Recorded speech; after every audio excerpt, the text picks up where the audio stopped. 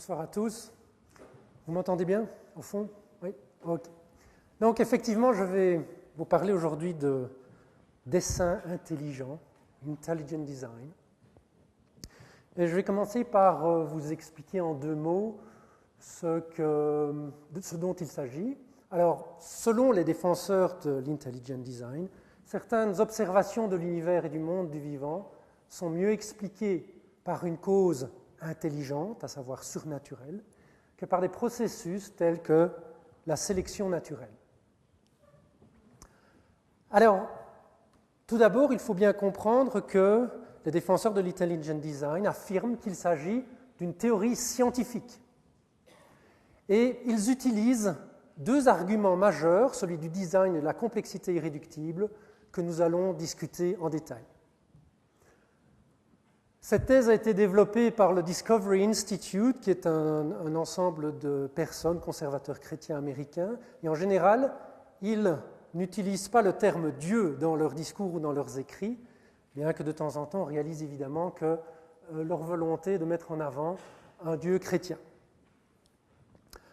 Alors, je voudrais dès le départ lever une potentielle ambiguïté. Je vais d'abord vous dire ce que n'est absolument pas cette conférence. Cette conférence n'est pas un jugement moral ou utilitaire de la religion. Je ne vais absolument pas entrer dans un débat croyant versus athée. Et je considère, comme je suppose tout le monde dans cette salle, qu'évidemment, la liberté de religion est un droit fondamental, comme par exemple décrit dans la Déclaration universelle des droits humains de l'Organisation des Nations Unies. Par contre, je vais tenter, lors de cette conférence, de vous démontrer que des arguments de nature religieuse ne peuvent absolument pas entrer en considération dans la démarche scientifique, par définition. Nous allons voir pourquoi. D'autre part, je voudrais vous démontrer que la théorie de l'Intelligent Design est une imposture et sans doute, comme c'est considéré par beaucoup de croyants, sans doute une injure à la pensée religieuse moderne. Alors, nous allons commencer par le fixisme, le créationnisme de base, l'idée que l'univers et tous les êtres vivants qui s'y trouvent ont été créés il y a moins de 10 000 ans.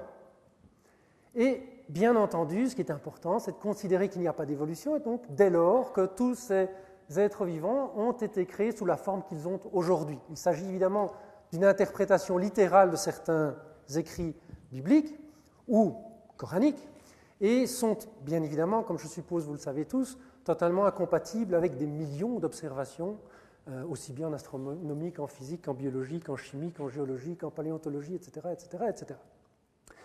L'idée du fixisme et de la Terre jeune consiste donc à dire, soit, par exemple, que les dinosaures n'ont jamais existé. Il faut savoir que les créationnistes ont passé pas mal de temps à essayer de faire croire que les fossiles étaient des objets fabriqués par les méchants scientifiques pour tromper le public, et notamment pour les dinosaures. Et depuis la sortie du film Jurassic Park, les dinosaures sont devenus tellement populaires qu'ils n'ont pas réussi à utiliser cette approche ou continuer à utiliser cette approche. Et donc, ils ont dit, c'est très bien, les dinosaures ont effectivement existé, mais ils ont existé en même temps que les êtres humains. Tous les êtres vivants ont été créés en même temps. Alors, il y en a même qui vont jusqu'à dire, ceci peut sembler être une blague, mais en fait, il y a beaucoup de créationnistes qui disent qu'effectivement, si les dinosaures ont disparu, c'est parce qu'ils n'ont pas pu rentrer dans l'arche de Noé.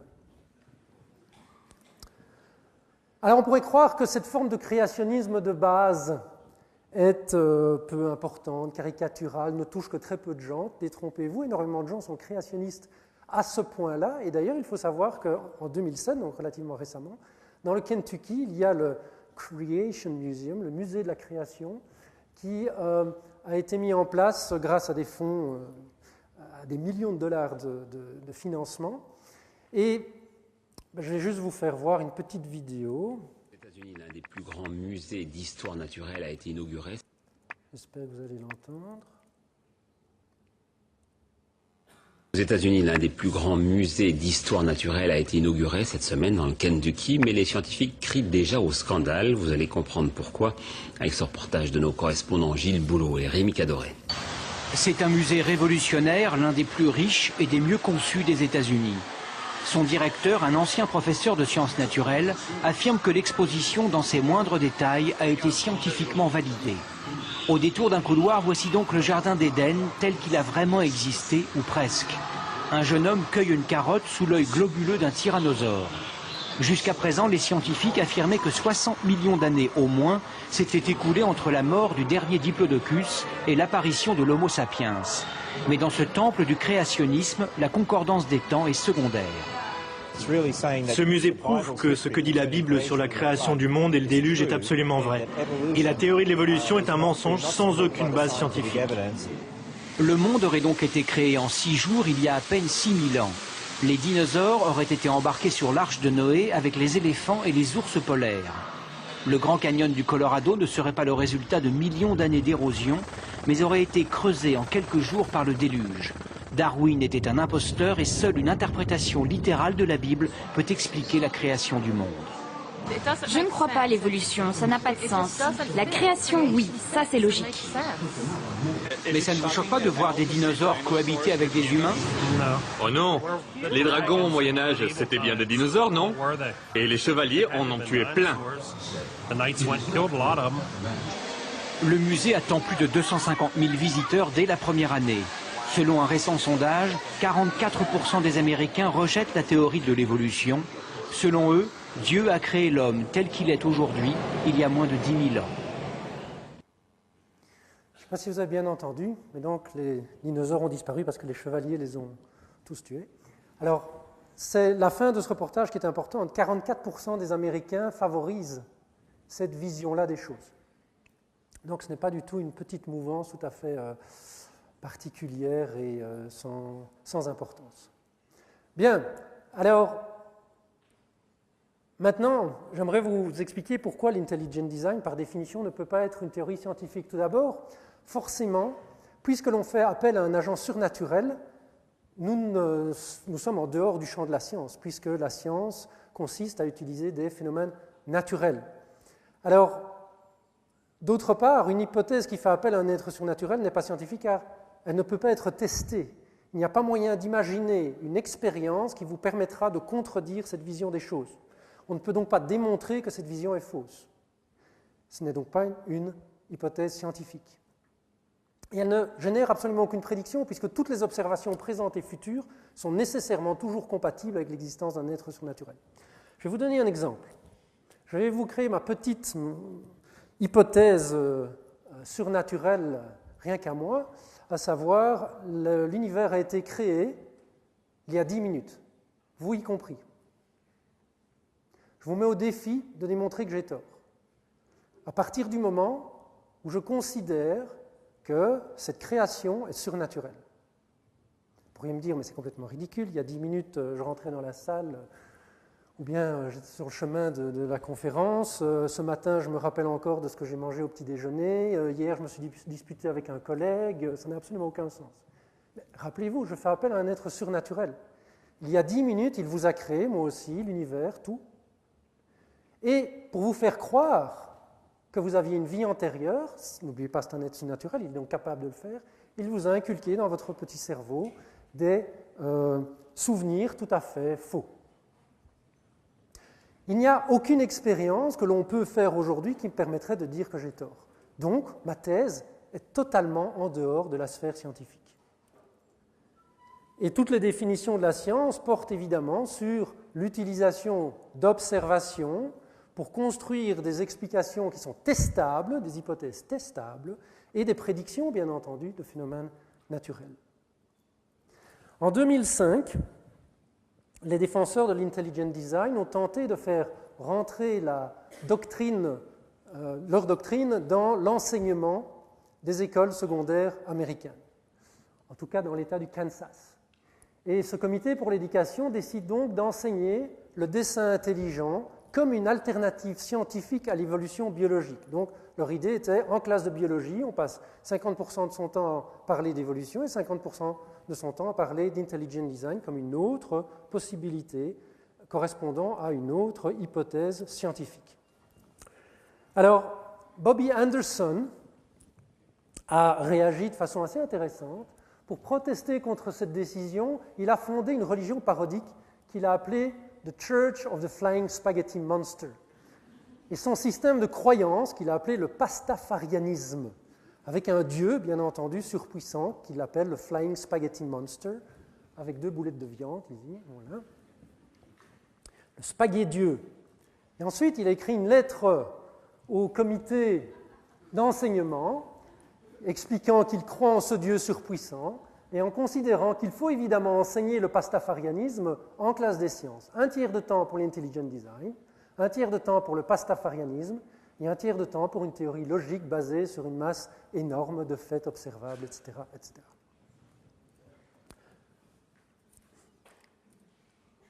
Alors, ils ont créé toute une série d'images, d'icônes, assez intéressantes. Celle-ci, c'est ma préférée. Il y en a d'autres, Intelligent Design with Balls, le pastafarianisme. Et si ça vous intéresse, vous pouvez aller voir sur leur site web, ils ont toute une série de choses à vendre qui sont fantastiques. Alors, bien entendu, on pourrait se demander si ces satires sont trop agressives. Mais il faut bien réaliser qu'il s'agit là d'un mouvement de résistance à la poussée des créationnistes qui voudraient donc voir leurs idéologies rentrer en classe des sciences. D'autre part, il faut bien réaliser que de nombreux hommes d'Église rejettent le créationnisme, bien entendu.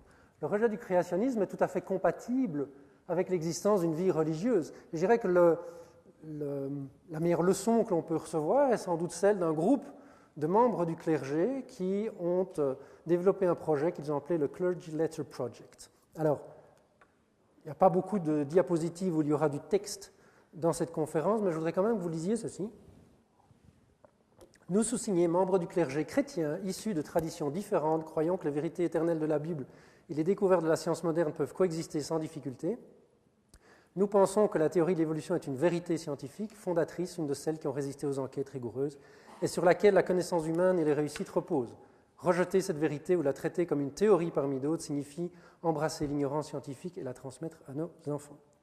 Nous invitons les membres du Conseil des écoles à préserver l'intégrité du programme des sciences en posant l'enseignement de la théorie de l'évolution comme une composante majeure de la connaissance humaine.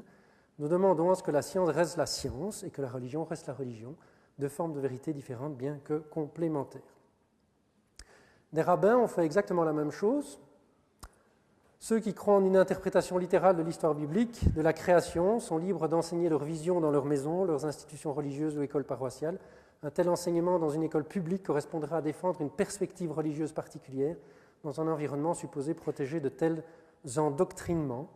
La Bible est cependant sujette à interprétation, puisque certains acceptent de manière littérale son contenu, dont le récit de la création, or que d'autres, ils parlent d'eux-mêmes évidemment, préfèrent une interprétation figurative. Il est concevable d'être inspiré par les enseignements religieux de la Bible, tout en n'utilisant pas une interprétation littérale et tout en acceptant la validité de la science, y compris le concept de l'évolution.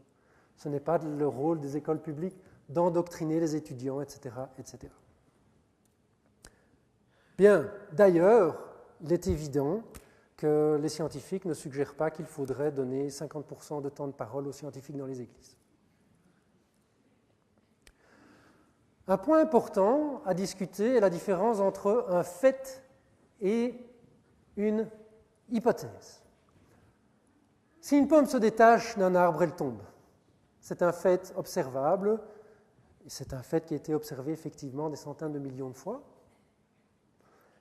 Une hypothèse scientifique consiste à, par exemple, suggérer que l'explication de ce phénomène observable, l'explication de ce fait, est due, peut prendre la forme suivante. Une pomme tombe, pourquoi ? Eh bien, parce que la masse de la Terre et la masse de la pomme génèrent une force instantanée qu'on appelle gravitation, qui peut être décrite selon une équation que notre ami Newton a articulée.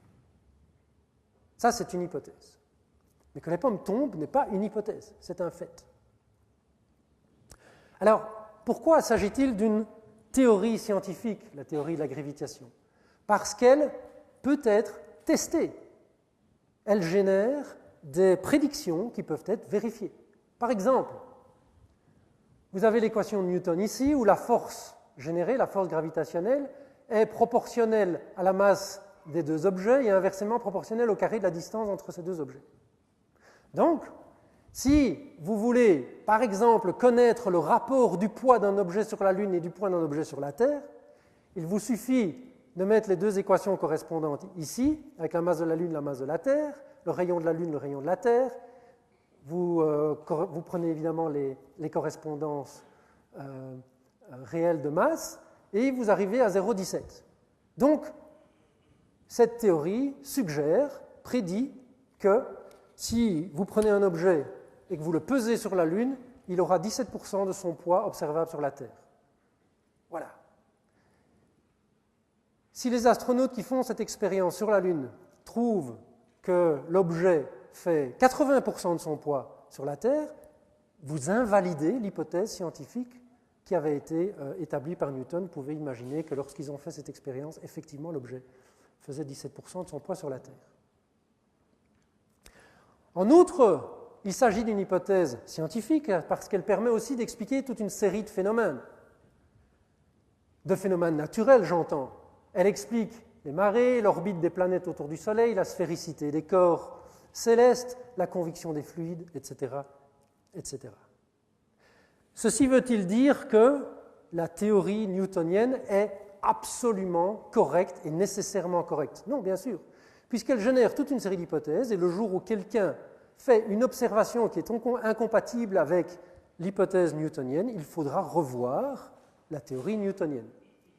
Je ne vais pas rentrer dans les détails, ce sont des problèmes de physique, mais une série d'observations faisant intervenir des corps extraordinairement massifs ou se déplaçant à des vitesses proches de la vitesse de la lumière ne se comportent pas selon les prédictions de Newton. Et c'est évidemment Albert Einstein, dans sa relativité générale, qui a modifié la théorie newtonienne pour établir une nouvelle théorie qui permet d'expliquer toutes les observations faites à ce jour. Et cette transformation est intéressante. Par exemple, on réalise que le champ gravitationnel n'est pas une force instantanée, bien un champ qui se déplace à la vitesse de la lumière. Donc le fait que la science évolue au cours du temps n'est évidemment pas une faiblesse. Et à aucun moment, vous ne pouvez faire appel à un événement miraculeux dans votre hypothèse scientifique. Parce que dès que vous faites ce genre de choses, vous sortez automatiquement du cadre de la science. Revenons-en à l'évolution. L'évolution est-elle un fait ou est-elle une hypothèse? Si vous vous placez au temps de Darwin, le fait principal est l'existence de variations. Darwin a observé, comme beaucoup d'autres scientifiques, bien entendu, l'existence de variations au sein des espèces. Les individus sont différents les uns des autres. D'autre part, tout le monde réalisait que les caractères étaient transmis de génération en génération. Il ne savait pas exactement comment, Darwin ne le savait pas non plus d'ailleurs, parce qu'il n'avait pas accès, malheureusement, aux travaux de Mendel. Donc il ne connaissait pas les détails de cette héritabilité, mais il voyait qu'il y avait une certaine héritabilité des caractères. Et il a ensuite suggéré qu'un principe qu'il a appelé la sélection naturelle expliquait que certains de ces variants avaient une probabilité de transmission à la génération suivante qui était différente d'autres variants. Donc tous les variants n'avaient pas la même probabilité d'être transmis à la génération suivante. Voilà l'hypothèse de la sélection naturelle telle qu'émise par Darwin. En d'autres termes, au sein d'une population, vous avez des variants, ici, voilà, un variant blanc, un variant gris foncé. Ils n'ont pas tous la même probabilité d'être transmis à la génération suivante, et vous pouvez donc voir les fréquences de ces différents variants varier de génération en génération pour vous retrouver, par exemple, essentiellement avec le variant gris foncé. Il y a différentes formes de sélection. La sélection peut défavoriser les extrêmes dans une distribution de caractères et va donc stabiliser la distribution de ces caractères. Au contraire, les individus défavorisés peuvent être les plus fréquents à un certain moment donné. Cela va générer la séparation de cette population initiale en deux populations distinctes. Et bien entendu, la sélection peut être directionnelle, où les individus de grande taille, par exemple, si ici vous avez sur l'axe des X la taille des individus, et vous avez ici la fréquence, si les individus de grande taille sont favorisés, de génération en génération, la taille moyenne de la population va augmenter. Alors, Darwin a appelé cela l'aptitude, donc la probabilité de transmission de vos gènes, il ne savait pas encore qu'il s'agissait de gènes, transmission de vos caractères à la génération suivante, s'appelle l'aptitude, ou en anglais fitness. Alors, le mot fitness, c'est quoi? On pourrait imaginer que c'est la quantité de muscles, par exemple. Voilà notre ami Arnold Schwarzenegger, qui a évidemment une belle aptitude en termes de masse musculaire.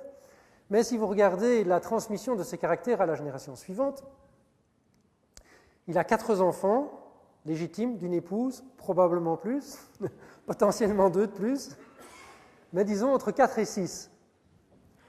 Voilà son aptitude. Ridicule, à côté de celle de M. Ziona Chana, menuisier de son état, qui a 39 épouses. Alors ça l'aide à augmenter son aptitude, mais ce n'est pas le point important. Le point important, c'est qu'il a 94 enfants et 33 petits-enfants. Son aptitude est évidemment immensément plus grande que celle de Arnie. Okay? On pourra appeler ceci la revanche du menuisier par rapport à Joseph, mais bon. Alors, la variation existe-t-elle dans les populations naturelles? Oui, la variation est un fait, on peut l'observer tous les jours. Voilà 2 jaguars, l'un noir, l'autre dit wild type, donc avec le type classique. Et aujourd'hui, on a pu déterminer quelle est l'origine génétique de cette variation. Les panthères noires, elles ont 5 acides aminés qui leur manquent dans un gène bien particulier qui génère une protéine transmembranaire qu'on appelle le récepteur à la mélanocortine. Si vous prenez des espèces aussi classiques et que vous avez l'habitude de voir, les vaches, eh bien voilà des vaches frisonnes, des vaches limousines. Les différences de coloration de leur pelage sont dues là aussi à des mutations qui ont été bien caractérisées. D'autres espèces, des serpents, une variation extraordinaire de leur coloration au sein même d'une espèce. Vous pouvez en fait observer à peu près n'importe quelle espèce vivante, vous allez, si vous regardez bien, toujours trouver de la variation. Chez l'être humain aussi, bien entendu. Et une grande partie de cette variation, j'ai bien dit une partie, pas toute cette variation, mais une grande partie est due à une variation correspondante dans le génome de ces organismes.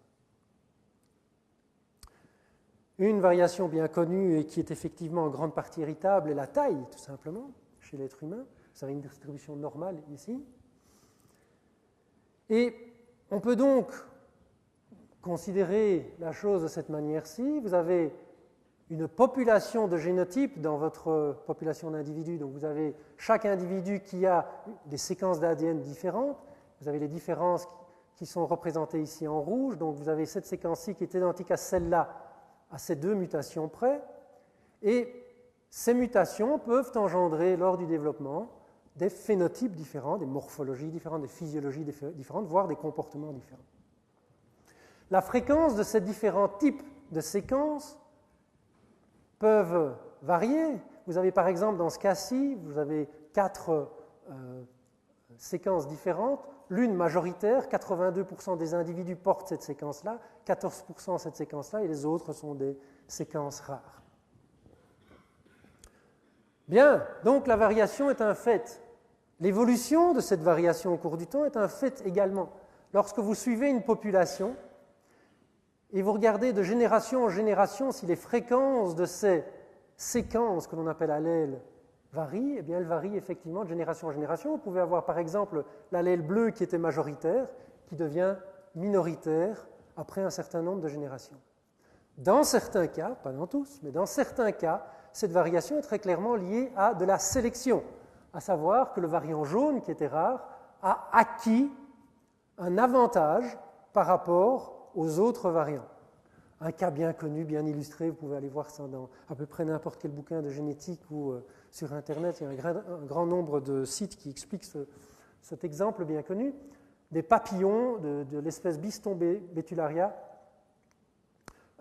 majoritairement étaient clairs, et puis en moins de 200 ans, suite au changement de l'environnement, à savoir la révolution industrielle en Angleterre, les variants rares sombres, que l'on appelle mélaniques, tout à coup ont acquis un avantage, tout simplement parce qu'ils étaient beaucoup plus mimétiques.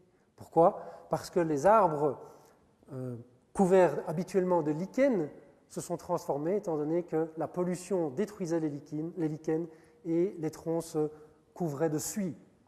Et donc, tout à coup, il devenait intéressant d'être un papillon sombre, parce qu'évidemment, les oiseaux les repéraient beaucoup moins facilement qu'avant. Des exemples de sélection artificielle, il y en a partout.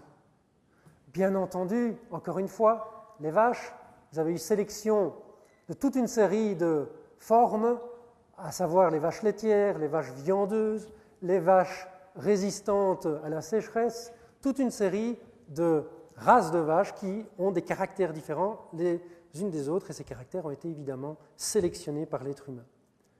Les chiens, bien entendu, plus de 150 races de chiens,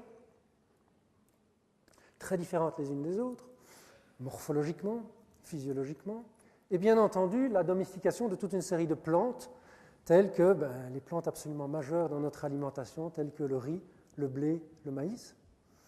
Et il y a des cas absolument magnifiques, comme par exemple le chou-fleur, le brocoli, le chou, qui sont tous les trois issus de la même espèce initiale, de la même forme initiale de plante. La sélection naturelle s'observe également, aussi bien dans les laboratoires que dans la nature. Il y a des exemples extrêmement bien documentés de souris, par exemple, qui varient au niveau de la coloration de leur pelage, qui sont clairs dans des habitats clairs et qui sont majoritairement sombres dans des habitats sombres. Et il n'est pas difficile de comprendre quelle est la sélection impliquée dans cet exemple-là. Si vous inversez, vous mettez un animal sombre sur le substrat clair et inversement, ce sont évidemment des animaux beaucoup plus visibles par les prédateurs.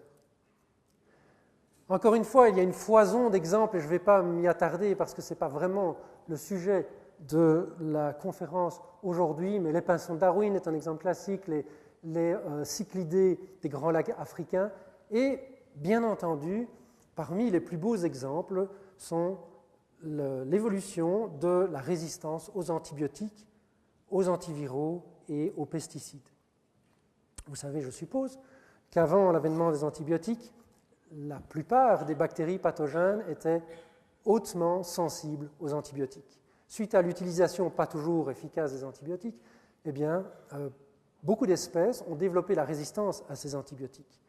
Même chose pour le virus HIV, par exemple, qui résiste de plus en plus aux thérapies antivirales qui sont données aux patients. La résistance aux insecticides a évolué plusieurs fois au sein des insectes. Et si je reviens aux antibiotiques, vous avez par exemple Mycobacterium tuberculosis, l'agent de la tuberculose. Il existe aujourd'hui, malheureusement, certaines souches de cette bactérie qui sont multirésistantes, qui résistent absolument à tous les antibiotiques connus. Alors voici un cartoon qui illustre la chose. On a ici notre médecin qui regarde une radiographie et qui se rend compte que la personne a la tuberculose. Et le patient est étonné, la tuberculose, mon Dieu, vous êtes certain? Ah, j'en suis certain. Mais heureusement, nous avons découvert la chose tôt, donc il n'y a pas de problème, pouvoir être guéri. Ça dépend, êtes-vous un créationniste ou pas? Oui, je suis un créationniste, et pourquoi cela est-il important? Parce que j'ai besoin de savoir cela, parce que si vous êtes créationniste, je dois traiter la bactérie comme si elle avait été créée de la manière dont elle a été créée avant l'avènement des antibiotiques. Il n'y a pas de raison qu'elle ait évolué, cette bactérie. D'accord ? Par contre, si vous croyez l'évolution, alors je suis évidemment prêt à vous traiter au moyen de nouvelles drogues, parce que je dois tenir compte du fait que cette bactérie a évolué vers une souche résistante à ces antibiotiques. Évoluer, c'est évidemment le problème pour cette personne. Alors c'est à vous de choisir, si vous décidez que je dois utiliser la version de la bactérie qui est sortie de l'arche de Noé, je vous donnerai juste de la streptomycine et c'est bon. Okay? Évidemment, il lui demande quelles sont les nouvelles drogues que vous me proposez. Elles ont été intelligently designed. Alors celles-là, effectivement, elles ont été créées par l'être humain. Donc, initialement, la sélection naturelle est une hypothèse, mais le nombre d'observations supportant effectivement l'existence de la sélection naturelle, ce nombre est tellement immense qu'aujourd'hui, tous les scientifiques sérieux considèrent aussi bien l'hérédité mendélienne que la sélection naturelle darwinienne sont des faits scientifiques. Alors, ce ne sont pas les seuls mécanismes impliqués dans l'évolution. Nous avons la variation qui sont dues d'ailleurs aux mutations, la sélection, mais évidemment d'autres mécanismes très importants découverts grâce à plus d'un siècle de biologie moléculaire, ne l'oublions pas, qui ont renforcé évidemment notre conviction dans l'existence de la variation et de la sélection, mais qui ont évidemment également mis en évidence des phénomènes tels que la dérive génique, la duplication des gènes, la perte de certains gènes, les modifications épigénétiques, les micro-RNA, etc., etc. Et donc, quand on vous parle de théorie de l'évolution ou de néo-darwinisme, de quoi s'agit-il? Il s'agit de l'importance relative de ces différents mécanismes évolutifs dans l'évolution des espèces. Ça, c'est effectivement une hypothèse. Les différents chercheurs se disputent pour savoir si la sélection est un peu plus importante que la dérive génique. Est-ce que les duplications de gènes, effectivement, ont un rôle majeur à jouer dans l'apparition de nouveautés évolutives, etc., etc., etc. Aucun de ces mécanismes n'est rejeté par les biologistes. Ce sont des faits scientifiques. Par contre, leur importance relative sont débattues. Voilà ce qu'est le néo-darwinisme ou la théorie synthétique de l'évolution. C'est l'articulation de l'importance de ces différents faits scientifiques. Ce n'est pas l'évolution qui est une théorie. L'évolution est un fait. Donc, pour récapituler, l'évolution biologique est un fait scientifique. L'existence des mutations et de la sélection, c'est également un fait scientifique. Et la théorie synthétique des mécanismes de l'évolution tente de déterminer l'importance relative de ces mécanismes. Et bien entendu, cette théorie-là continue à se préciser. Et voilà, on se retrouve donc un peu dans la même situation que pour la gravitation, une différence entre des faits scientifiques observables et des hypothèses qui doivent être modifiées petit à petit. Si l'on considère maintenant l'arbre phylogénétique du vivant, c'est quoi une phylogénie? Le plus facile est de démarrer des individus. Vous prenez ici par exemple une population de papillons qui se renouvelle de génération en génération. Il y a des espèces de papillons qui fonctionnent comme ça, où vous avez effectivement tous les individus adultes qui meurent et qui sont remplacés chaque année par la génération suivante.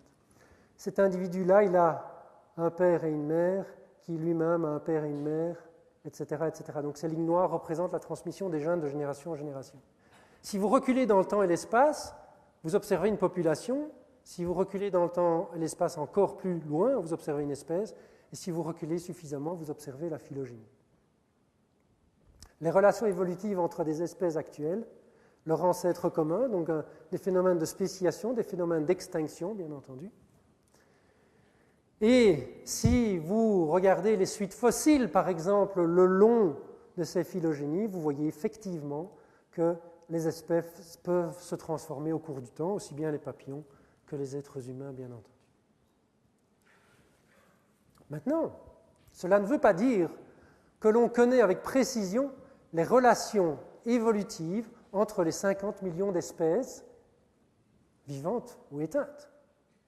Il s'agit là, par contre, d'un ensemble d'hypothèses. Certaines sont très solides. La relation sœur entre l'homme et le chimpanzé est excessivement solide. Par contre, des relations évolutives entre certains groupes d'insectes, entre certains groupes de vertébrés, sont relativement mal connues.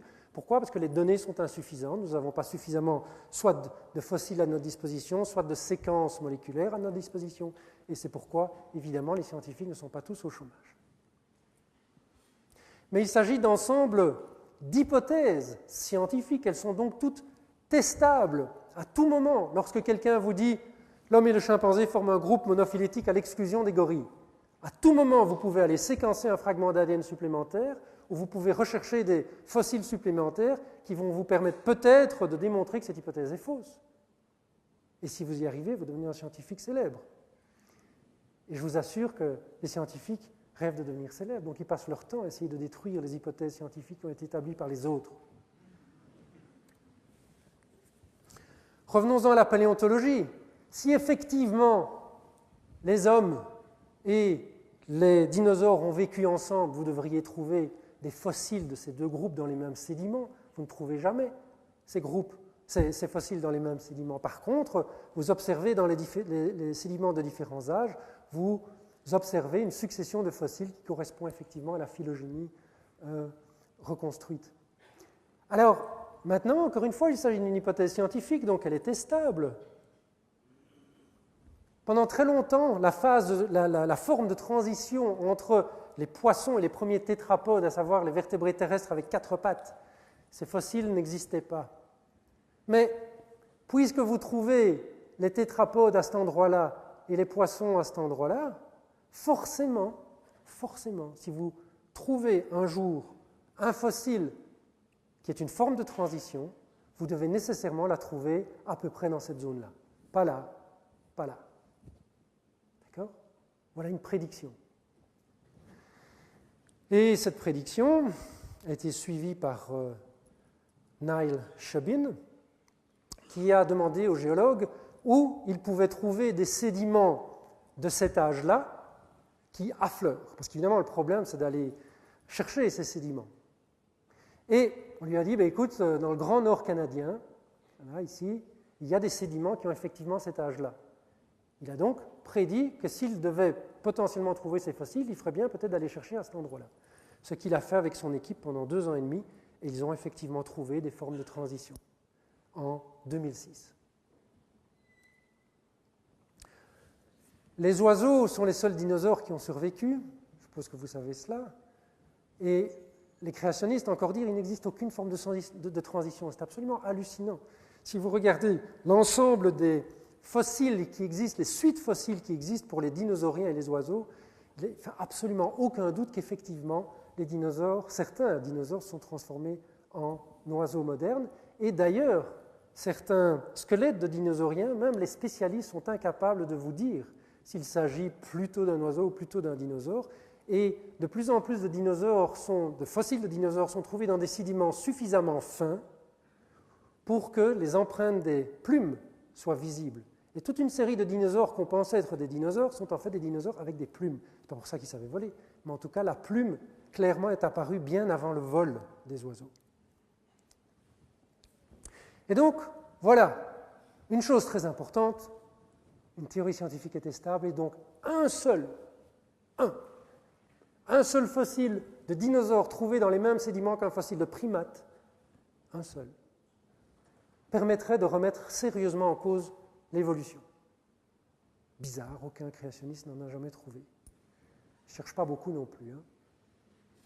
Un seul fossile de vertébrés trouvé dans des sédiments radiodatés de plus de 550 millions d'années permettrait de remettre sérieusement en cause l'évolution et ou la désintégration radioactive. Certains créationnistes aussi considèrent que la désintégration radioactive, qui évidemment va à l'encontre du créationnisme puisqu'elle suggère que la Terre est très ancienne et que l'univers est très ancien, est aussi une invention scientifique.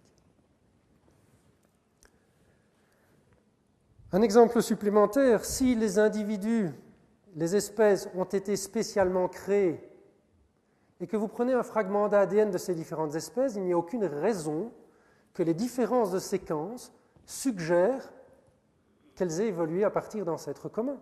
Or, lorsque vous prenez un fragment d'ADN chez l'homme et que vous le comparez à un fragment d'ADN au même endroit dans le génome d'un chimpanzé, et vous regardez base par base, donc position par position dans l'ADN, s'il y a différence ou identité. Vous remarquez, quand vous faites cette comparaison avec le chimpanzé, à peu près tout le fragment est identique. Si vous regardez ça chez un orang-outan, il y a quelques différences. Chez un babouin, il y a plus de différences. Chez un marmoset, il y en a encore plus, etc., etc. Et ceci est vrai même pour des gènes qui n'ont plus de fonction, ce qu'on appelle des pseudogènes, qui ne sont pas utilisés pour fabriquer des protéines. Ça n'a strictement aucun sens dans un cadre créationniste, et par contre, ça a évidemment beaucoup de sens dans le cadre de l'évolution. Bien, donc, j'espère que je vous ai convaincu que l'intelligent design n'est pas une théorie scientifique, mais je vais revenir sur l'argument central et probablement le plus important que mettent sans arrêt en avant les défenseurs de l'intelligent design pour déguiser leur créationnisme en une soi-disant théorie scientifique. Il s'agit de l'argument de design et de complexité irréductible. Alors là, c'est quelque chose d'absolument fantastique, je vous avoue que ce n'est pas une blague, ils y croient dur comme fer. La banane serait le cauchemar des athées, j'aime pas qu'ils utilisent ce terme encore une fois, ils devraient dire le cauchemar des non-créationnistes, parce que ça n'a rien à voir avec le débat athée et non-croyant. Et il s'agit véritablement d'un chef-d'œuvre de la propagande de l'intelligent design. Alors là, on a besoin du son, absolument. Et je vous demande de regarder ça en détail. Il s'agit d'une émission créationniste sur la télévision américaine. Je vais vous passer d'abord l'extrait en anglais, parce que la forme originale est trop magnifique, et puis une forme traduite. Allons-y. Hold this, Kurt. Behold the atheist's nightmare. Now, if you study a well-made banana, you'll find on the far side there are 3 ridges. On the close side, 2 ridges. If you get your hand ready to grip a banana, you'll find on the far side there are 3 grooves, on the close side 2 grooves. The banana and the hand are perfectly made one for the other. Ça n'est pas tout.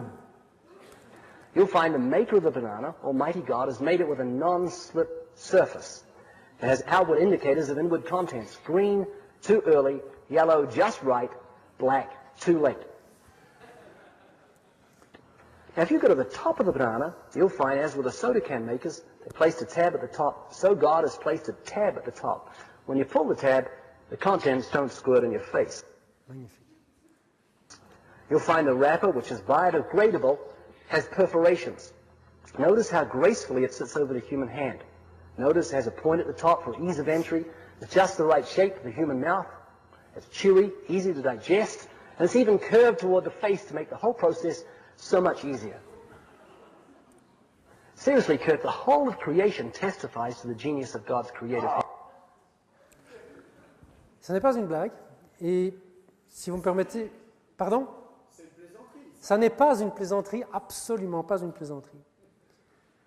Vous retrouverez ça sur tous les sites créationnistes. Alors voici en français. Behold the atheist's nightmare. Now, if you study a well-made banana, you'll find on the far side there are 3 ridges. On the close side, 2 ridges. If you get your hand ready to grip a banana, you'll find on the far side there are 3 grooves, on the close side 2 grooves. The banana and the hand are perfectly made one for the other. You'll find the maker of the banana, Almighty God, has made it with a non-slip surface. It has outward indicators of inward contents. Green, too early. Yellow, just right. Black, too late. Now, if you go to the top of the banana, you'll find, as with the soda can makers, they placed a tab at the top. So God has placed a tab at the top. When you pull the tab, the contents don't squirt in your face. You'll find the wrapper, which is biodegradable, has perforations. Notice how gracefully it sits over the human hand. Notice it has a point at the top for ease of entry. It's just the right shape for the human mouth. It's chewy, easy to digest, and it's even curved toward the face to make the whole process so much easier. Seriously, Kurt, the whole of creation testifies to the genius of God's creative hand. Bien, donc il s'agit là de l'argument du design. Le fait que les êtres vivants sont parfaits et particulièrement pour l'homme.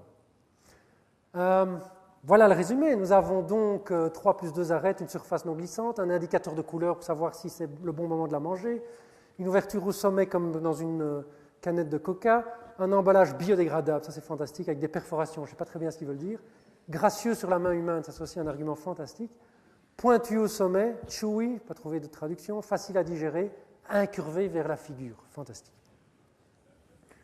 Alors, c'est merveilleux qu'ils utilisent cet exemple-là parce que les différentes variétés de bananes, le genre Moussa, sont des plantes domestiquées.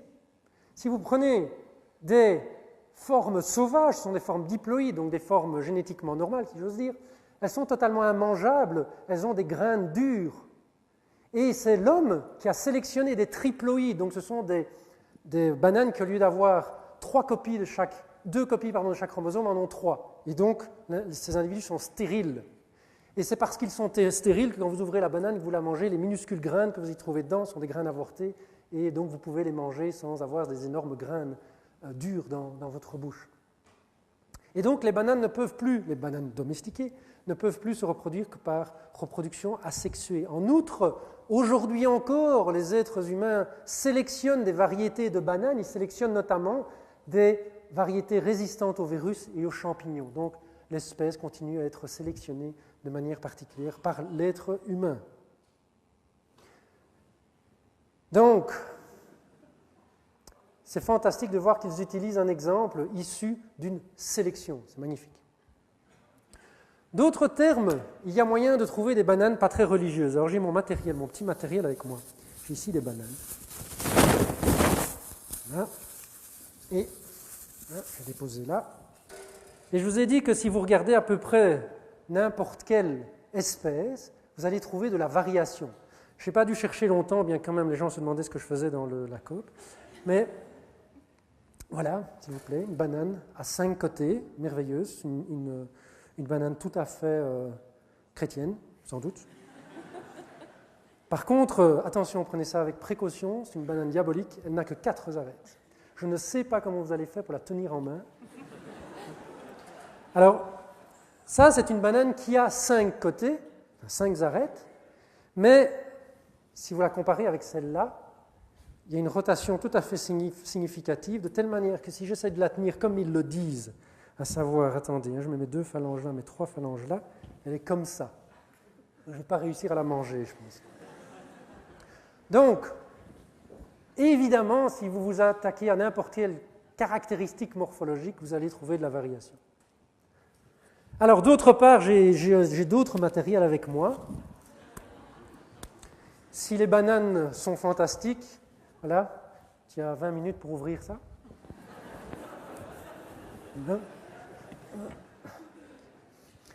Alors, le créateur, il n'aime pas les régions tropicales, hein, parce que...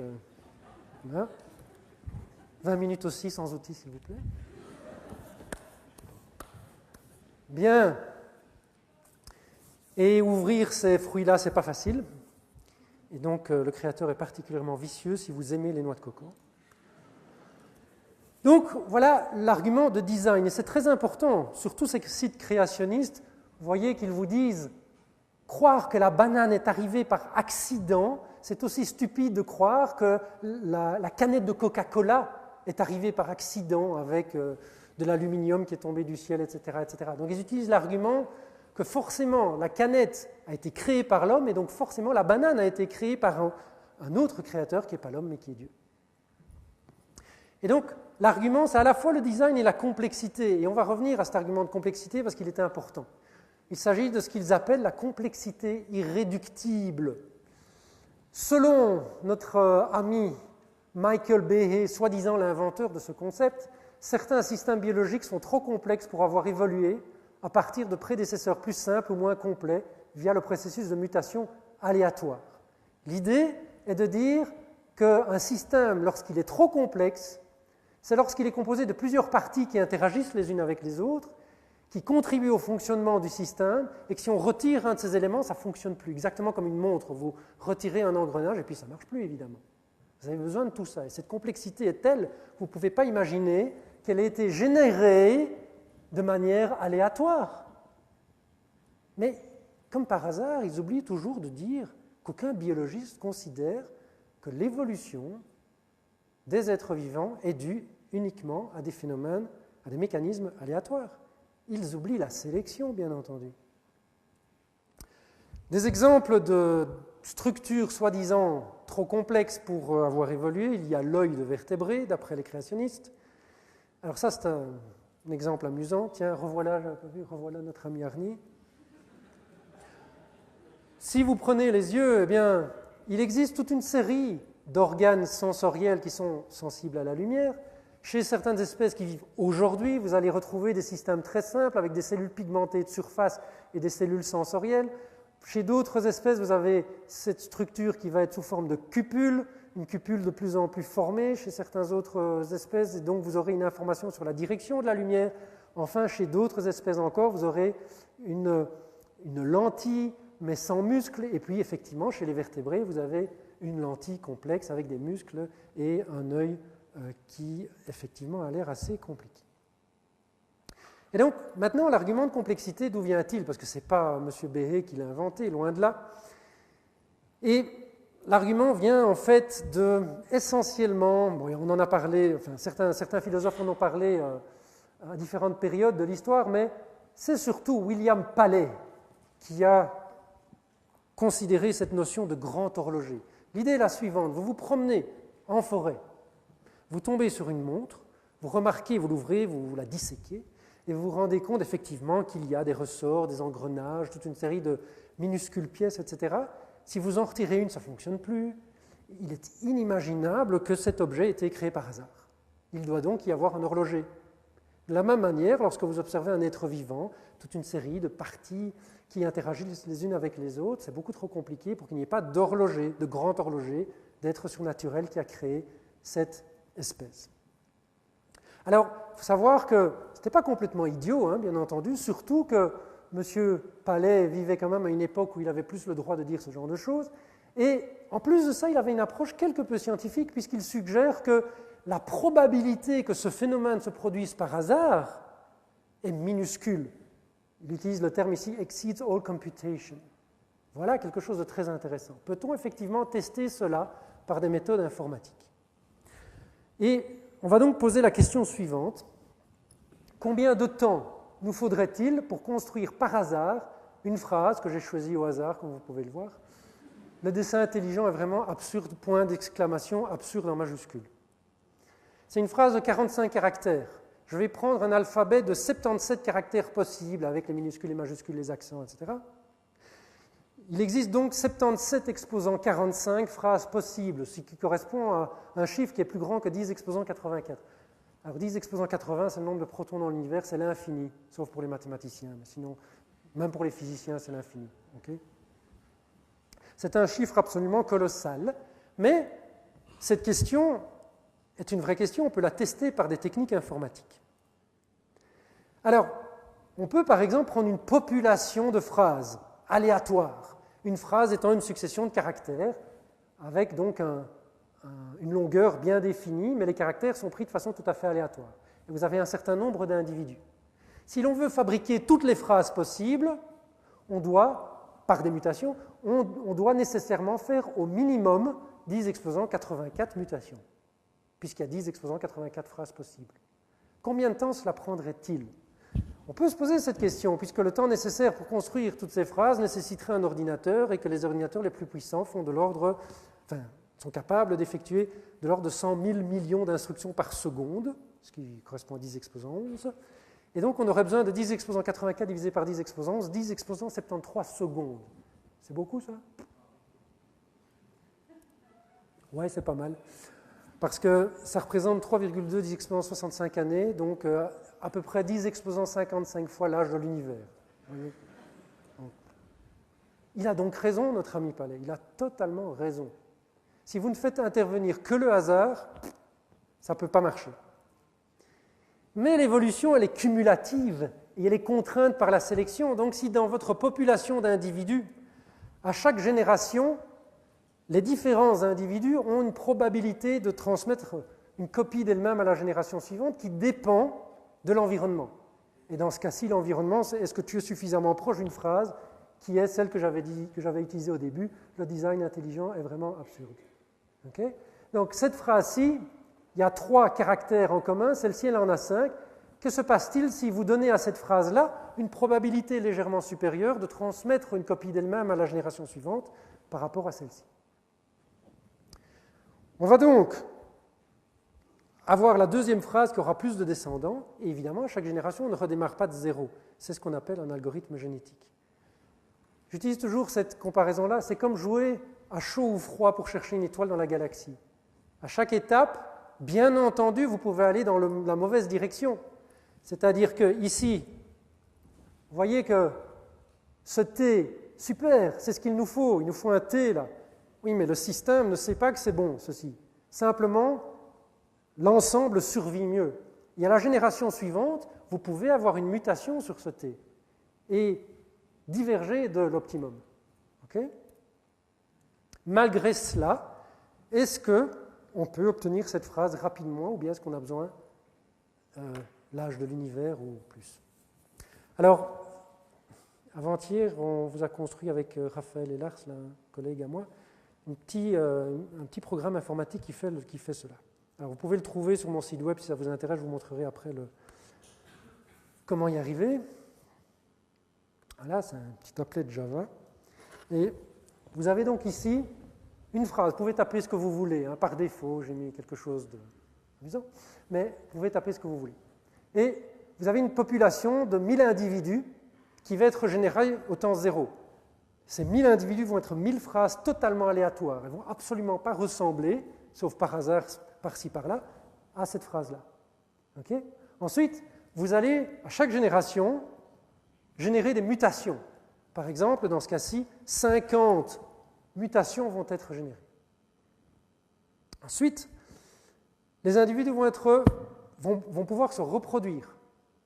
Mais ils vont pouvoir se reproduire selon un schéma qui fait intervenir la sélection. À savoir, lorsque vous allez choisir des individus pour la reproduction, vous allez préférentiellement choisir ceux qui ont un nombre de caractères plus important par rapport à la phrase cible ici. Donc toutes les phrases n'auront pas la même probabilité de se reproduire. Alors voilà, vous faites ça, et puis vous cliquez sur ce bouton-là, et puis la question est de savoir si vous attendez l'âge de l'univers. Allons-y. Ta-ta-tam, bam. Fini. Wow, ça va vite. 664 générations. Si je m'arrête après une génération et je recommence, la barre ici va vous montrer quelle est la meilleure phrase. Pink. La meilleure phrase, c'est X majuscule, I minuscule, G, fax, Q, Z, X, Y, point d'interrogation, etc., etc. Mais il se fait que par hasard, cette phrase-là est un tout petit peu meilleure que les autres, qui sont encore pires. OK? Et si vous continuez de génération en génération, eh bien vous allez voir que la meilleure phrase devient évidemment de mieux en mieux. Vous avez ici ce qu'on appelle le score du plus apte, donc c'est en fait le nombre de différences ou le nombre de caractères en commun, plutôt, entre la phrase cible et la meilleure phrase.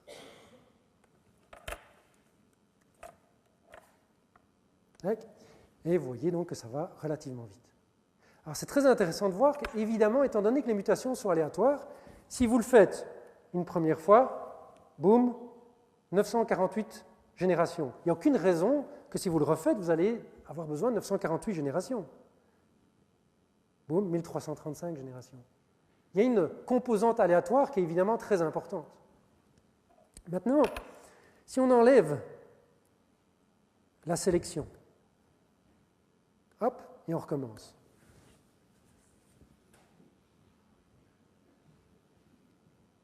Vous pouvez attendre 10 exposants 55 fois l'âge de l'univers. Parce que pour trouver la bonne phrase, pour être sûr de trouver la bonne phrase, vous devriez les fabriquer tous. Okay? On va l'arrêter quand même. Alors, est-ce que vous avez besoin de beaucoup de mutations? On va en mettre une seule. On va remettre la sélection, s'il vous plaît. Voilà. Ben, vous remarquez que d'abord, ça monte très vite, et puis ça monte, mais c'est lent, c'est très lent. Évidemment, parce que les bonnes mutations doivent évidemment se produire. Regardez, un tel, ici, ça devrait être un L. Ben, manque de bol, les mutations, elles tombent ailleurs, évidemment. Et puis, il faut qu'elles tombent au bon endroit, par hasard, pour que ce soit sélectionné. Mais ça monte petit à petit, et finalement, ça devrait arriver. Voilà. OK, il y a encore ici le Q, là, qui nous ennuie. Voilà. On y est presque. Donc, il vous faut très, très peu de mutations pour que le phénomène fonctionne, mais il est essentiel que vous ayez de la sélection. Si vous n'avez pas de sélection, ça ne marche pas. Par contre, pourriez-vous demander si je mets énormément de mutations? D'accord? Allons-y. Eh bien, ça ne marche pas bien. D'abord, vous avez des variations, ça peut fonctionner, ça peut prendre plus ou moins de temps. Il y a des variations beaucoup plus importantes, des variations stochastiques. Okay? Et puis, ce que j'ai oublié de vous montrer, parce que ça c'est aussi intéressant, je vais me remettre à peu de mutations. Si j'enlève la reproduction sexuée, c'est-à-dire que je n'ai que mutation et sélection et je n'ai pas un échange de fragments d'ADN entre un père et une mère, eh bien ça va beaucoup plus lentement. Et ça monte, il n'y a pas de problème, on arrive à obtenir le plus apte, mais ça prend plus de temps. Et là, si vous mettez beaucoup de mutations, eh bien, ça devient vraiment très très long. Et les variations stochastiques sont importantes et ça se stabilise en général à des valeurs largement inférieures à 100%. Donc, vous pouvez vous amuser avec ça. Dernière chose que je peux vous montrer, c'est que je vais tout simplement faire... Oups. Je vais m'arrêter après 100 générations. Là, on est à 63% d'optimalité, 74%, 82%, 89%, 93%. Je vais m'arrêter là. Et puis l'environnement change. Il fait plus sec, il fait plus humide, il fait plus chaud, il y a un nouveau prédateur, etc. L'optimum n'est plus le même, le génome optimum n'est plus le même. Par exemple, ici, je vais mettre des majuscules maintenant, c'est ça qu'il faut. Voilà, intelligent, ici aussi, ici aussi. Là, je mets des minuscules. Voilà. Tout à coup, évidemment, cette phrase qui était presque parfaite, elle n'est plus très bonne. N'est-ce pas? Et donc, si on continue, vous voyez, il faut tout recommencer, là. L'aptitude est fortement réduite. Et finalement, ça se réoptimise. Donc,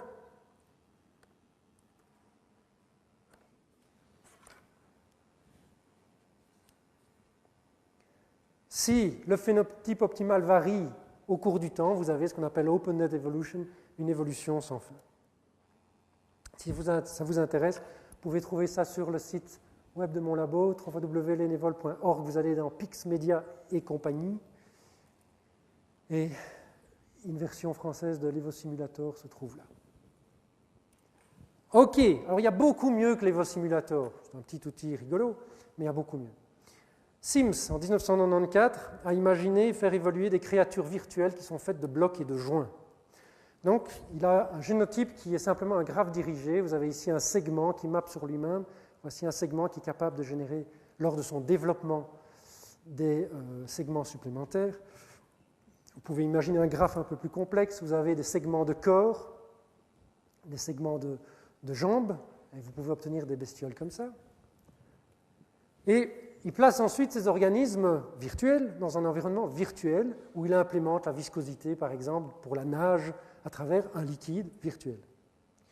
Et ce qui est important, c'est qu'il va utiliser de nouveau un algorithme génétique, à savoir que ces individus vont être capables de se répliquer de génération en génération, mais ils vont aussi subir des mutations. Une mutation va changer le nombre de segments, par exemple, ou la taille ou la forme de ces segments, ou les mouvements que font ces segments. Et ensuite, il y aura bien entendu une phase de sélection, à savoir que la reproduction sera une fonction de l'aptitude de ces individus. Alors dans ce cas-là, ce sera quoi l'aptitude? Ce sera par exemple leur capacité à nager entre deux points. Donc la bestiole va se déplacer, imaginez qu'elle fait ça, voilà, puis il arrête, et il demande le point de départ est là, le point d'arrivée est là, voilà la distance parcourue. Si cette distance est petite, l'aptitude est faible, si la distance est grande, super, c'est une bonne bestiole. Quand il génère ces bestioles au hasard, au début de sa simulation, elles font n'importe quoi, elles n'avancent pas, c'est une horreur.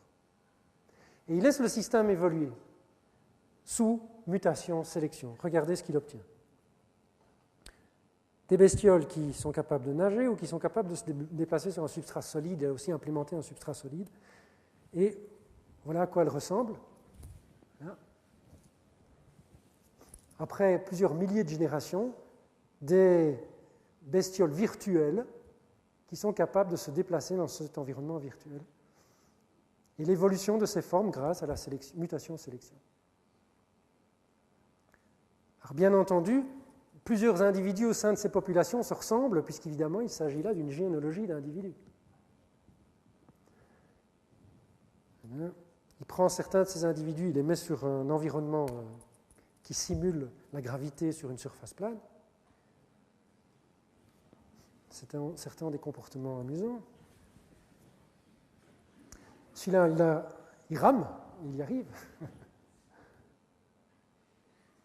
Certains ont des comportements absolument d'une complexité phénoménale, mais ça fonctionne. D'autres sont nettement moins efficaces, comme vous pouvez le voir.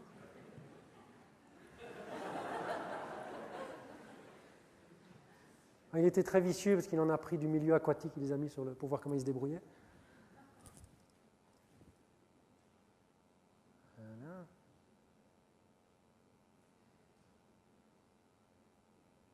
Un suivant, pas mal non plus. Voilà. Et celui-là, c'est magnifique, il galope admirablement bien. C'est l'un des meilleurs qu'il ait obtenu. Donc, ce qui est extraordinaire, c'est que nous observons l'évolution de comportement et de structure, de morphologie, si vous voulez, qui n'ont absolument pas été planifiées par, dans ce cas-ci, l'informaticien. Okay? Il s'agit donc bien de l'émergence de morphologie et de comportement suite à la conjonction de mutations aléatoires et de sélection. Donc, je vais rapidement terminer en vous disant que mutation-sélection suffisent très largement à générer des formes et des processus complexes en un temps compatible avec l'évolution biologique, que l'évolution biologique est un fait scientifique, encore une fois, je vous le rappelle, et que la théorie synthétique de l'évolution correspond à l'articulation de l'importance relative des mécanismes de l'évolution. Le darwinisme, c'est mutation-sélection, mais les autres mécanismes sont aujourd'hui évidemment considérés dans ce qu'on appelle le néo-darwinisme. Alors, il y a du pain sur la planche, parce que pourriez-vous dire que est-ce qu'effectivement le créationnisme est un problème? Est-ce que ce n'est un problème qui n'existe qu'aux États-Unis? Pas du tout. Vous avez ici une étude qui a été publiée en 2006 dans le journal Science, où vous voyez ici la proportion des personnes interrogées qui considèrent en bleu ici que l'évolution est vraie dans différents pays, que l'évolution est fausse en rouge, et ceux qui ne sont pas sûrs sont au milieu en jaune. Alors vous voyez effectivement que les États-Unis, c'est vraiment pas terrible, puisque vous avez 60% des gens qui soit considèrent que l'évolution est fausse, soit ils ne sont pas très sûrs, juste avant la Turquie. Mais vous savez, la Suisse, c'est pas terrible non plus, voilà, la Suisse. Voilà, vous avez quand même de l'ordre de 30% des gens qui considèrent que l'évolution est fausse. Alors pour terminer, il faudrait quand même se poser la question pourquoi tant de haine? On pourrait se poser la question pourquoi tant d'agressivité envers l'évolution et pourquoi pas d'autres faits scientifiques? Je ne sais pas moi, la gravitation. Pourquoi les créationnistes ne rejettent pas la gravitation? Ils devraient développer l'intelligent falling, par exemple, ce serait fantastique. L'intelligent geography, ce serait génial quand même. Pourquoi est-ce que l'évolution, il n'y a pas de problème, les créationnistes peuvent aller dans les écoles et essayer de faire croire que ce fait scientifique, il ne faut pas le regarder, mais que par contre, le fait que la Terre serait soi-disant plate, là non, ça on n'ose quand même pas faire. Le tableau de Mendeleïev, attention, tableau de Mendeleïev, c'est quelque chose d'horrible parce que en 1902, regardez, tous ces éléments ont été ajoutés, en 40, ils ont ajouté encore d'autres éléments, ça change tout le temps. Attention, attention, attention, le tableau périodique des éléments, c'est juste une théorie. Cette théorie change tout le temps, elle est discutée, il faut absolument enseigner les alternatives aux enfants, c'est très important. Et l'une des alternatives serait par exemple, c'est évidemment c'est encore une fois, l'État du Kansas qui est visé, c'est de dire, voilà, on devrait avoir 4 éléments, l'eau, l'air, le feu, la terre. La vérité est constante. Alors c'est encore une fois quelque chose que vous pouvez trouver sur le site de la religion parodique du Flying Spaghetti Monster.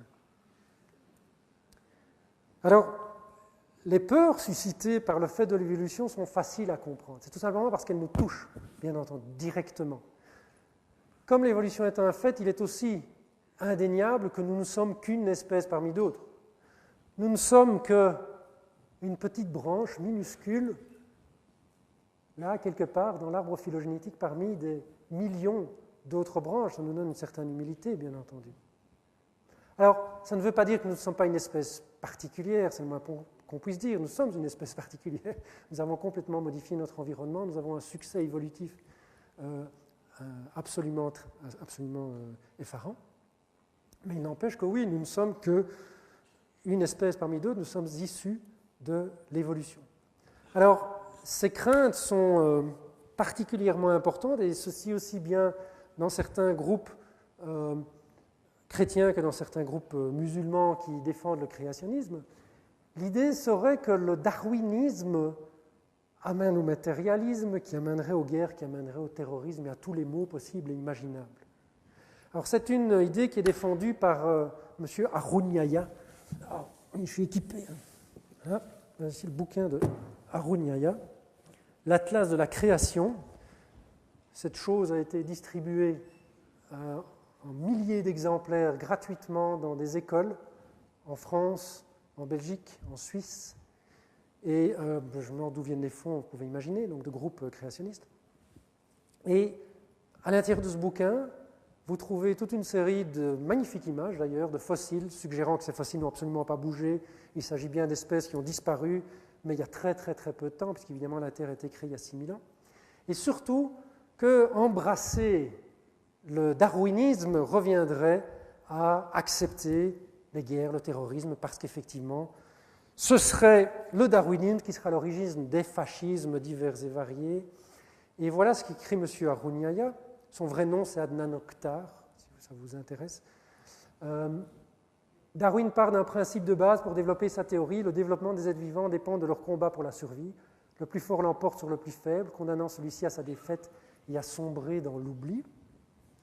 Il ajoute, le Coran est basé sur les concepts de la morale, de l'amour, de la compassion, de la pitié, de l'humilité, du sacrifice, de soi, de la tolérance, de la paix. Alors premièrement, je suis ravi de voir que son interprétation du Coran est celle-là.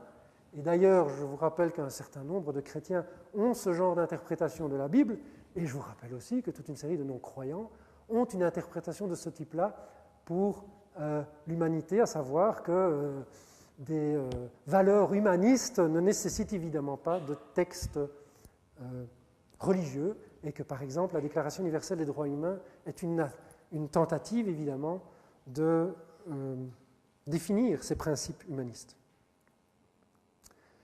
Alors, tout simplement, il faut accepter que la science n'a absolument aucun rôle moral.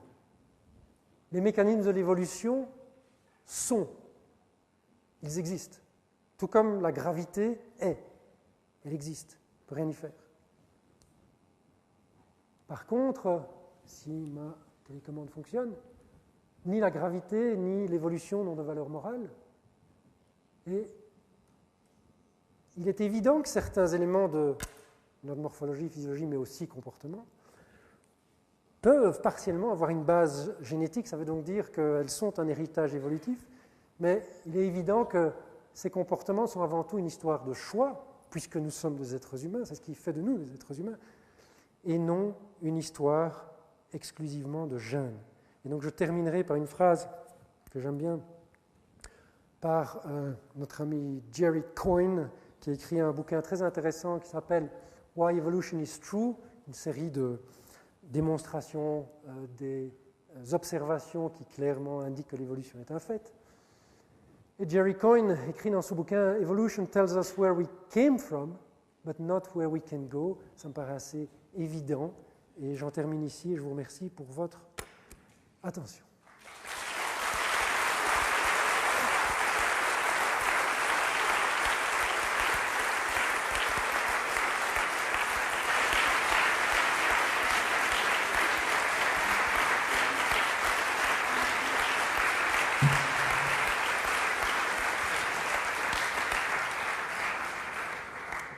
Merci beaucoup Michel pour cette excellente conférence. J'espère avoir une tranche d'ananas. Mais... Je crois que chacun de nous, en rentrant en allant à faire les achats, maintenant, va faire beaucoup plus attention aux bananes qu'il achète. Alors il y a de la place pour les questions maintenant, les commentaires. On a un petit moment pour la discussion. Il y a des micros normalement qui doivent se balader quelque part. Voilà. Bonsoir, merci pour cet exposé brillant. Surtout qu'Haroun Yahya, on l'avait entendu il n'y a pas longtemps à Genève. Il avait une attitude assez bizarre d'ailleurs. Il prenait sa tasse de thé, il se fichait complètement du public entre ses 2-3 sucres et tasses de thé. Mais l'important n'est pas là. Dans le tableau de Medvedev, Dimitri Medvedev, celui que vous avez présenté, il est présenté comme bigamiste. Alors comme je crois que ce n'est pas jouer de l'instrument de musique, à quoi ça apporte à la science que de citer qu'il est bigamiste? Non, merci. Justement, c'est une parodie. Donc si vous vous attaquez à Darwin en disant qu'il est immoral, ben vous discréditez sa théorie de la sélection naturelle de la même manière dans cette parodie en disant que Mendeleev est bigame, ben forcément il est diabolique. C'est tout. C'était une blague, bien entendu. Une autre question. Merci de votre conférence. Lorsque vous avez mentionné le fait qu'il y a de la variété, qu'il y a des mutations, qu'il y a des différences entre les êtres vivants, je crois que vous n'avez parlé que des différences qui surviennent dans les êtres de la même espèce. Donc en fait, au sein d'une espèce, chaque individu est un petit peu différent, d'accord? Et chaque individu, et quand la population se renouvelle, il y a une transmission qui est un petit peu modifiée d'une génération à l'autre. Pourtant, dans l'évolution, ce qu'on attend en premier lieu, c'est une explication qui dit de quelle façon on passe d'une espèce à l'autre et surtout comment, disons, on passe de la fourmi à la baleine. La difficulté étant que la plupart des mutations sont pathogènes et conduisent à la mort de la bestiole qui a muté. Alors, je ne vous demande pas évidemment un cours d'une année ou de 10 ans sur l'évolution. Ma question, ce serait simplement de savoir si, dans la situation actuelle de la science, on a une théorie ou disons une explication, une description qui permet d'englober la totalité des faits, donc à savoir qu'à partir de l'amibe, on arrive à la baleine ou à l'être humain. Alors, bien sûr, parce qu'il y a un continuum. Si vous reprenez les quelques diapositives que je vous ai présentées pendant l'exposé, lorsque vous considérez ici un pédigré d'individus, vous comprenez que les lignes noires représentent la transmission des gènes de génération en génération. Si vous regardez ça à distance, c'est la même chose, mais c'est simplement à une autre échelle. Si vous reculez suffisamment, vous avez exactement le même phénomène. Transmission des caractères de génération en génération, avec évidemment des mutations qui sont produites un peu partout. Vous dites que la plupart de ces mutations sont délétères. Quand j'utilise l'EvoSimulator pour retrouver une phrase particulière, l'immense majorité des mutations qui sont générées sur ces phrases vont pas du tout vers cette phrase-là. Elles sont délétères, si vous voulez, elles ne permettent pas à ces nouvelles phrases de survivre mieux. C'est ça la sélection. Les mutations sont aveugles, la sélection trie. Alors ici, maintenant, pour en revenir à l'évolution des espèces, comme je vous disais, si vous suivez, et ça peut se faire avec des suites fossiles, où vous voyez les individus qui se transforment petit à petit le long des suites fossiles, mais vous pouvez même observer cela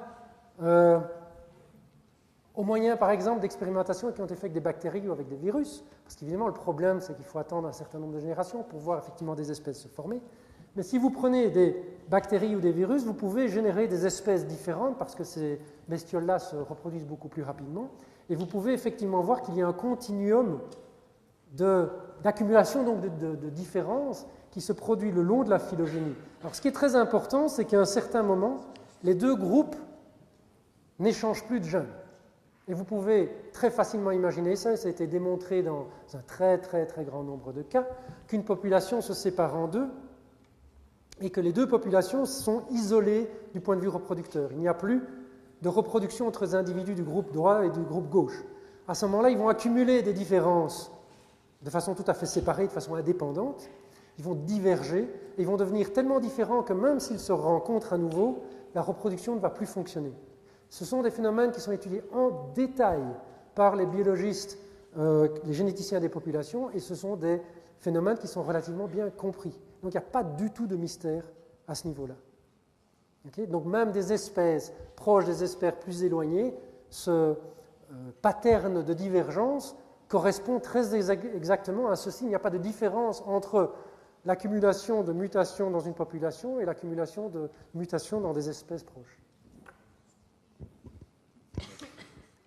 Oui, merci pour cette splendide conférence sur l'évolution, mais j'ai une mauvaise nouvelle pour vous. C'est que la plupart des créationnistes, au fond, ils savent que Darwin a raison. Ils font tout ça pour vous embêter. Alors la vraie question, et c'est celle que je vous pose, pourquoi y a-t-il de plus en plus de gens qui ont envie d'embêter les scientifiques qui ont toujours raison? Alors, je ne suis pas d'accord. Primo, là où je suis d'accord avec vous, c'est qu'évidemment, certains leaders du créationnisme savent très bien qu'ils disent des idioties. Et ce qu'ils veulent, ils recherchent évidemment le pouvoir, ils recherchent à manipuler les gens, avoir des communautés sous contrôle, etc. etc. C'est pas ça le problème. Enfin, si, c'est le problème qu'ils sont à la source. Mais Si vous interrogez des élèves du secondaire dans des écoles publiques en France, en Belgique, en Suisse, vous serez effarés de voir à quel point ces discours créationnistes sont bien reçus. Et qu'effectivement, il faut être ouvert. Ça vient pas nécessairement du prof, mais le prof devrait leur expliquer pourquoi il ne s'agit pas d'une hypothèse scientifique et pourquoi cela n'a rien à faire dans un cours de sciences et pourquoi les arguments de base sont fallacieux. Et bien décrire que...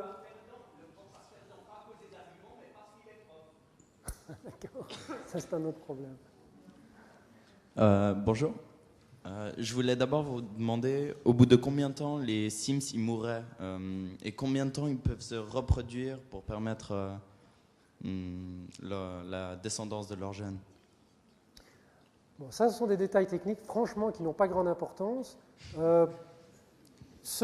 Quand tu mets en place un programme, un algorithme génétique, effectivement, il y a une série de paramètres qui sont le nombre d'individus dans la population, la force de la sélection, à savoir, est-ce que je ne garde que les meilleurs absolus et je détruis tous les autres, ou est-ce que je distribue des probabilités de façon relativement homogène, etc., etc. Ça va changer la qualité des observations, mais ça ne va, pardon, la quantification de ces paramètres, mais ça ne va pas changer le phénomène que tu observes. Tu vas toujours voir effectivement une évolution de nouvelles structures, plus ou moins vite, plus ou moins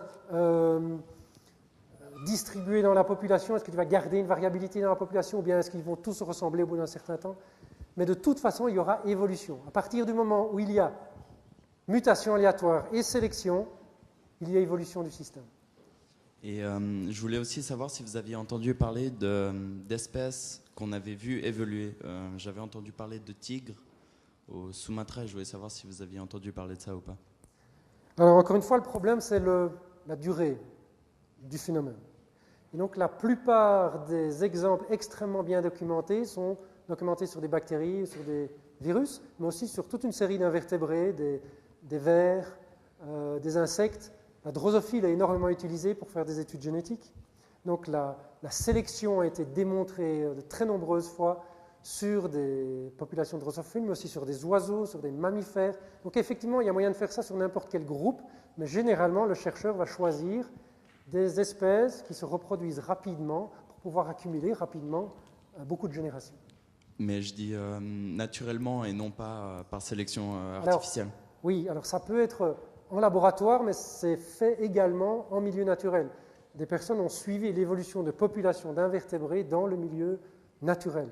Et ils observent cette évolution, cette variation de fréquence allélique, cette divergence entre espèces sœurs, etc., etc. Merci beaucoup.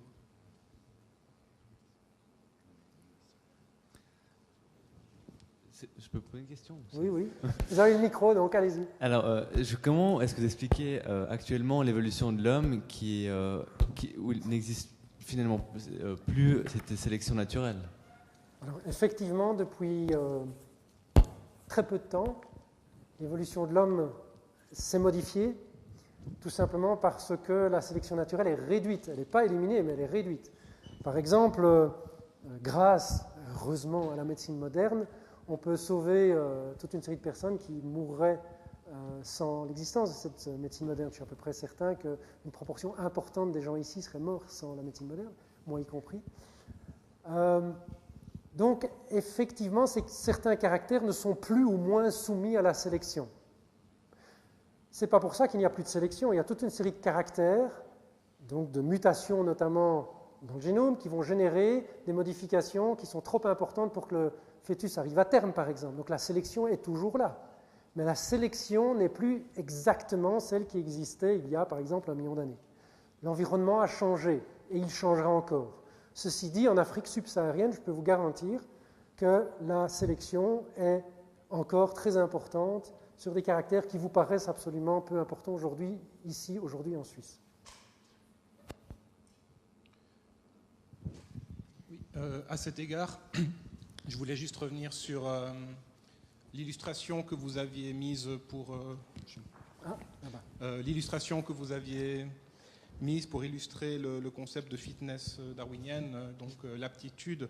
Donc, enfin, on a vu on le comprenait bien pour les souris qui évidemment s'adaptaient, ils voyaient leur chance de survivre génération après génération en fonction de leur couleur liée à la couleur du sol sur lequel ils évoluent. Simplement pour l'illustration qui montrait deux hommes avec une descendance très différente numériquement parlant, il est très probable en fait que ce différentiel de différence ne soit pas dû en l'occurrence à quelque chose, un patrimoine génétique qu'ils auraient hérité et qui serait lié génération après génération à une plus grande aptitude reproductive, mais pour ce qu'on a pu voir là, sans doute en fait aux différents régimes matrimoniaux qui prévalent dans les contextes culturels où ils évoluent. C'était juste une remarque que je voulais faire en passant. Oui, encore une fois, ça rejoint la remarque précédente, c'est que la sélection chez l'être humain, dans toute une série de sociétés humaines, n'est pas identique évidemment à ce qui se passait il y a 1 million d'années. Oui. Bonsoir, merci pour votre conférence. Je trouve que vous avez le beau rôle en tant que scientifique, parce que vous avez des beaux appareils, des microscopes, des scanners, des trucs incroyables, des moyens techniques et informatiques exceptionnels. Et par contre, du côté de ceux qui cherchent Dieu, je pense plutôt à des penseurs sérieux et non à des créationnistes, bien entendu, ces gens-là disent qu'ils ne peuvent définir Dieu que par son absence.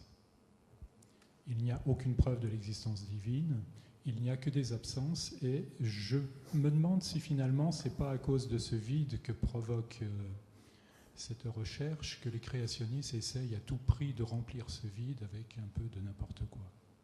Oui, bien sûr.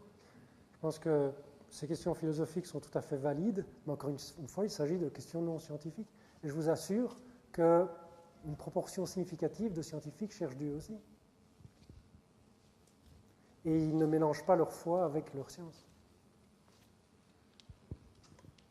Oui, j'aimerais savoir si vous avez certainement entendu parler de cette théorie de cette paléontologue française, Anne d'Ambry-Courmalassé, qui parle de l'évolution du sphénoïde, cet os du plancher du cerveau, qui parle de force interne d'évolution, sans parler forcément de sélection, et qui correspondrait à l'évolution des hominidés. Et chacune de ces poussées dans l'évolution du sphénoïde, du redressement du sphénoïde, correspondrait aux principaux taxons des primates, en partant des lémuriens et puis pour aboutir à l'homo sapiens.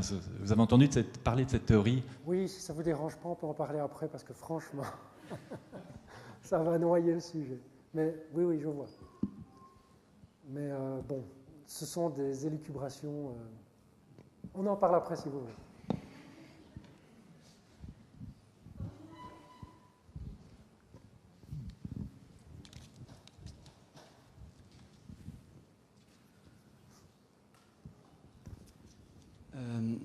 Qu'est-ce qui fait que de telles idées, je parle du créationnisme, puissent se développer aussi bien? Alors je pourrais avoir une réponse en fait. Quelle est votre réponse? Allez-y. Bon, pour vous comprendre mon intervention, disons, je dis ma position. Je suis un scientifique de formation, je suis enseignant de physique, mais je fréquente quotidiennement depuis 17 ans des créationnistes. Oui. Je mange tous les jours avec eux. J'ai appris beaucoup de choses à leur contact sur qu'est-ce que c'est que la connaissance. Et j'ai découvert, à la faveur, bon, je suis pas devenu créationniste, pas plus croyant non plus, mais j'ai découvert à cette occasion que nous fonctionnons tous sur le plan de la connaissance par la croyance. Moi qui suis physicien, j'ai vérifié quelques lois de la physique moi-même, en travaux pratiques, mais le reste, je veux bien le croire parce que je l'ai lu dans les livres. Et en fait, je crois en ces faits scientifiques parce que je fais confiance aux gens qui le disent. Je partage leur vision du monde qui est ce qu'est une science, des hypothèses vérifiables, testables, etc. Mais je fais confiance à une certaine catégorie de gens qui sont les scientifiques. Et donc j'accepte ce que disent les scientifiques. Parce que tout ce que vous racontez, je veux bien le croire parce que je fais confiance en votre démarche. Mais moi-même, je n'ai pas vérifié tout ça dans les détails, je ne comprends rien, même sans aller très loin dans les détails. Les autres, c'est pareil. Les gens qui fonctionnent à la foi, etc., eh bien, ils ont fait confiance en des gens qui leur parlent.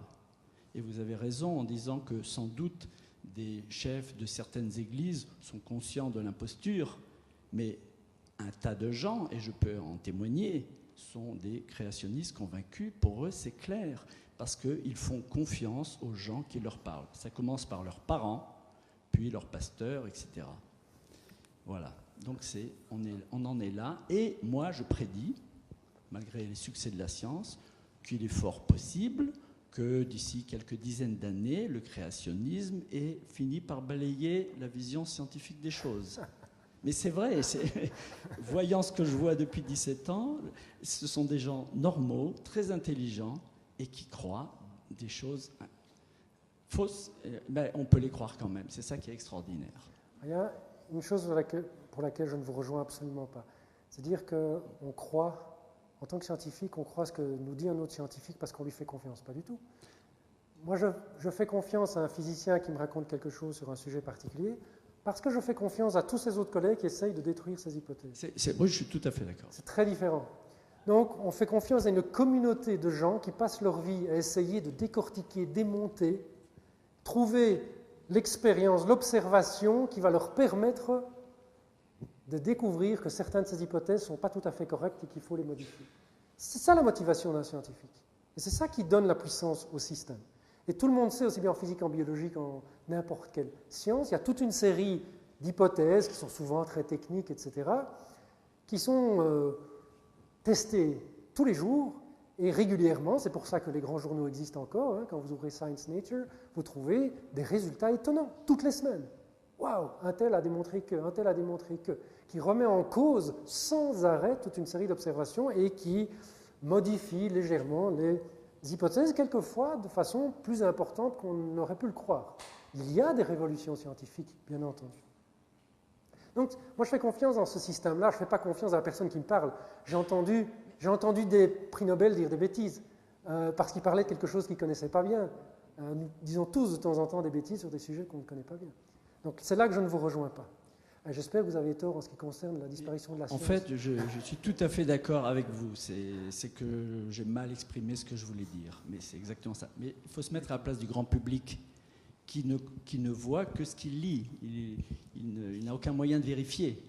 Oui, mais quand vous dites qu'un créationniste est une personne intelligente, je veux bien le croire. Mais en attendant, elle met en avant une idée une idéologie, une philosophie qui est totalement en dehors de la science, qui peut être intéressante. On peut parler du sexe des anges, si vous voulez. Parlons du sexe des anges. Je ne dis pas que c'est totalement inintéressant, mais nous serons d'accord que nous aurons une discussion non scientifique. Voilà, c'est tout. Les gens peuvent parler de ce qu'ils veulent, mais qu'ils ne prétendent pas qu'il s'agit d'une hypothèse scientifique alternative à la théorie des mécanismes de l'évolution enseignée en classe des sciences. C'est tout. Je vous invite à déjeuner chez eux, vous verrez. Je dialogue quotidiennement avec eux. Eh bien, je vous souhaite bien du plaisir.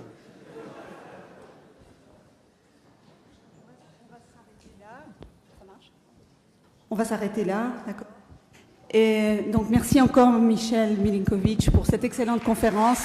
Et merci à vous.